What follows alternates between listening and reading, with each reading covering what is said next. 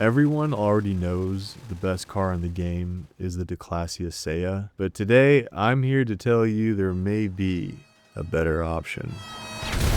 It's the Virtue. It's the Virtue, that's my opinion. That's the video. Thank you for watching. Please follow my Instagram and I'll see you in GTA 6.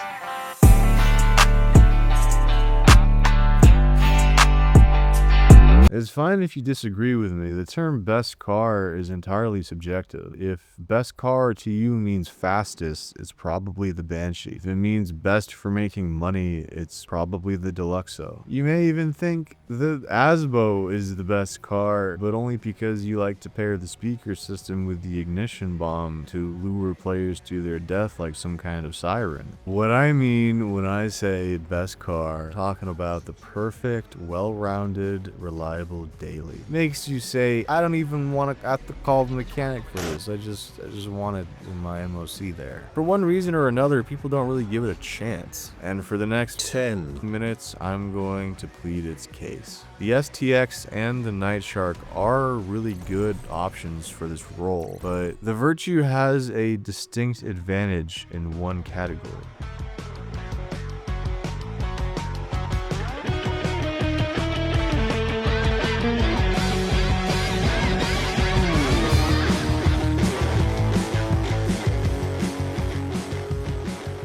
This car doesn't feel real. It doesn't feel, I mean by it doesn't feel like it's from this game, because this thing accelerates like a bullet train, dude. Next to the Cyclone 2, it has the fastest wheel acceleration in the game. The only problem is its top speed caps at like 120, so you're not gonna win too many stunt races unless it's got a lot of turns. You're not gonna catch a Banshee on the highway, but off the line, it'll beat any car that doesn't have a rocket.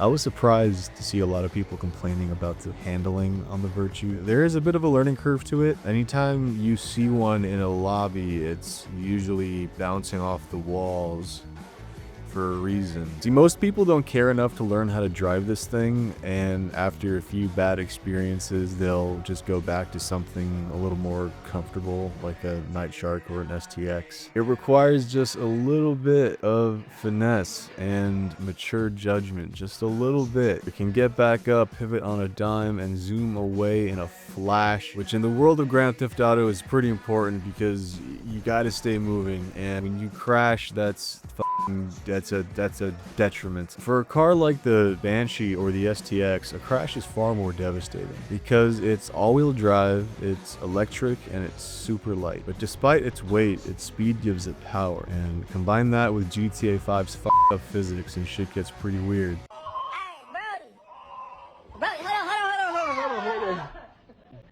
Oh shit! But its weight also lends its hand to the car's biggest issue, because when you're driving a Virtue, your biggest enemies are not Mark IIs or tanks or bombers. They are curbs, trees, and rocks. It's one of those cars that gets occasionally f***ed up on the smallest thing, and it weighs like 5 pounds, so when you wipe out, you really wipe out. And this flaw would be fatal if it wasn't for the fact this car can get right back up as if nothing happened. Keeping the suspension stock does slightly reduce your chances of flying off the road, but ultimately you just gotta be vigilant, keep your eyes on the road, desperately avoid traffic, unless they have a high suspension, in which case you can kinda wiggle under them like a worm. A lot of cars can do this, a lot of cars have these like wedge properties, but the Virtue is particularly good at it. Earlier I mentioned how this car exceeds in one category, but that was just a little joke, a little gamer joke.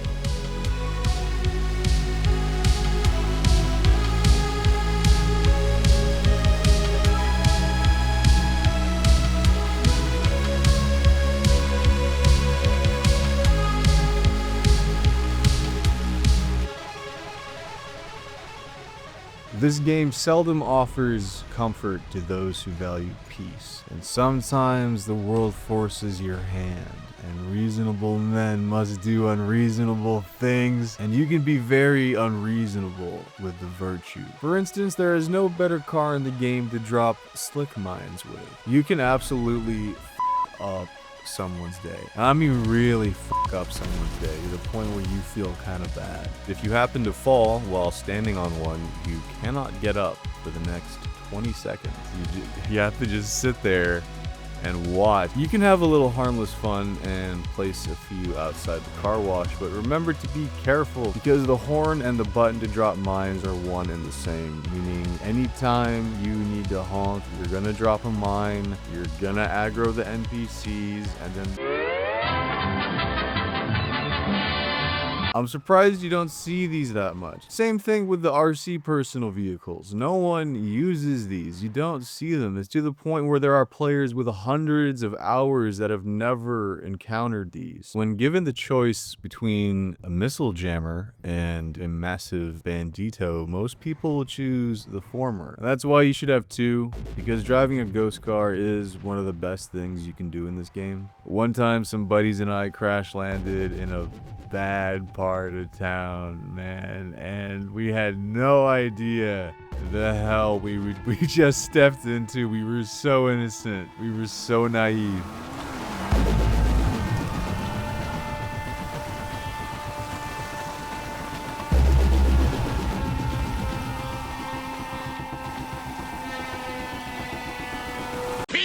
Putting max tint on the windows is a good way to briefly trick players into thinking you are a actual player off the radar. Because of all the cars that can equip the RCPV mod, the Ocelot Virtue is the best cut out for it. Because like I said, it behaves like an RC car. It's got that responsiveness, that instant speed that you want. The only problem is it's locked to first person, so if you're using the standard first person view, you can't see shit. Unless you blow out the windows with an atomizer. If you ever find yourself fighting one of these things, just use an EMP, because in a world of railguns and orbital cannons, this is not even dirty, man. It's just my... I must feed my cat. Earlier, I mentioned how the Virtue excels in only 2 categories, but that was just another gamer joke. The Virtue will keep you alive longer than any other car.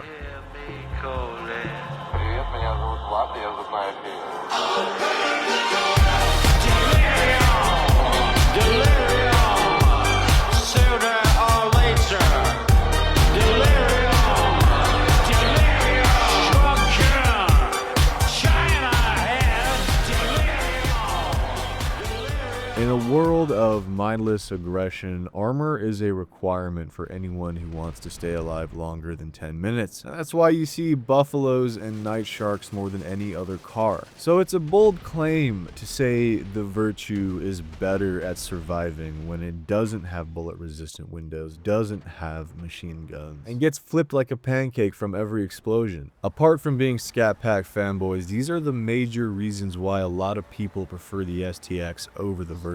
The machine guns make a cool sound, and the bullet-resistant windows make it less likely to get shot out. But to a degree that actually matters, bullet-resistant glass breaks in like 15 standard shots. That's not a large number, especially in a game where the average gun fires like 500 RPM. It usually only provides enough protection for one hit and run or just getting away. And smart players are always rocking FMJ rounds anyways. It offers more protection than the STX in the form of speed, a low profile, and armor. And what I mean by armor is it's shielded from the rear. You would think it's bulletproof on account of the giant battery behind the glass, but that's just an illusion. illusion, that's all. The protection comes in the form of the spoiler, because this thing covers the majority of the rear window, leaving only a few small gaps they can shoot through. This, coupled with the car's low profile and speed, means if you get shot out, usually your fault. You can kinda pull off the 2014's Intorno strat as long as you keep your distance. Just be very mindful of explosives because they can flip you towards the enemy. However, you can be very aggressive to Mark IIs because there is no better car to chuck a sticky from. In fact, it's so good that upon this vehicle's release, you couldn't even do that. They thought it was too OP. The Night Shark is also very good at killing Mark IIs this way. The only problem is it doesn't have a missile jammer. And just like any car without a missile jammer, you gotta deal with being an explosives magnet. And in my opinion, 12 missiles with a jammer offers far more protection than 26 without one. Most Mark II users are lazy. They don't have the skill or patience to free aim something that fast or small. So they'll often try to land ahead of you and shoot you out. It's not as good at killing Mark IIs as the Troubadour or the Deluxo, but it is very, very good. They'll have no idea what they're up against because just like the Troubadour, it has a generic map icon, which offers a degree of stealth. You could be in a Hermes for all they know. It won't excel in every situation, but it'll excel in the most situations. And if you do some silly little missions, you get it for free. So take it out, try it for 30 days, and if you're still not satisfied, I will personally Make you eat your underwear! There are many close contenders for what I would consider to be the best car in the game, but in the world of Grand Theft Auto, all of this is arbitrary anyway. Ultimately, the best car in the game is the one you have the most fun with, the one worth dying with. All of its practical uses are entirely coincidental. I just made this video because the Virtue is so much fun, and at the end of the day, that's the only thing that matters.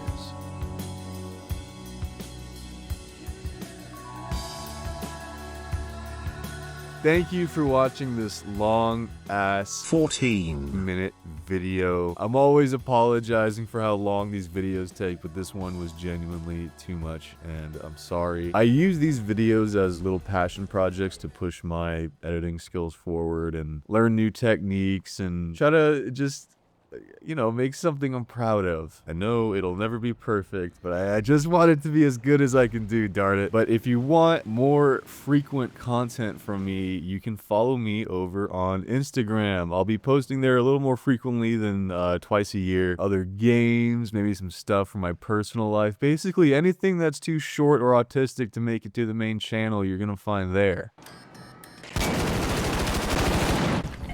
You didn't expect that, did you?